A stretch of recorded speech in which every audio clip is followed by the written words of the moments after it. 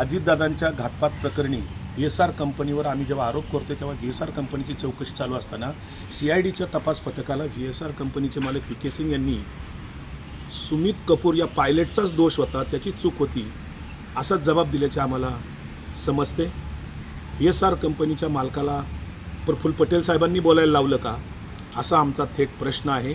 कारण व्ही.एस.आर. कंपनीचे मालक आजपर्यंत कधी बोलले नाहीत, कधी प्रेस मीटिंग घेतली नाही, परंतु असा जबाब अचानकपणे ते देत आहेत. याचा अर्थ व्ही.के. सिंगला प्रफुल्ल पटेल हे मार्गदर्शन करतायत का, की अन्य कोणी केंद्रातलं विमान वाहतूक मंत्री नायडू मार्गदर्शन करतायत का, असा आमचा थेट सवाल आहे.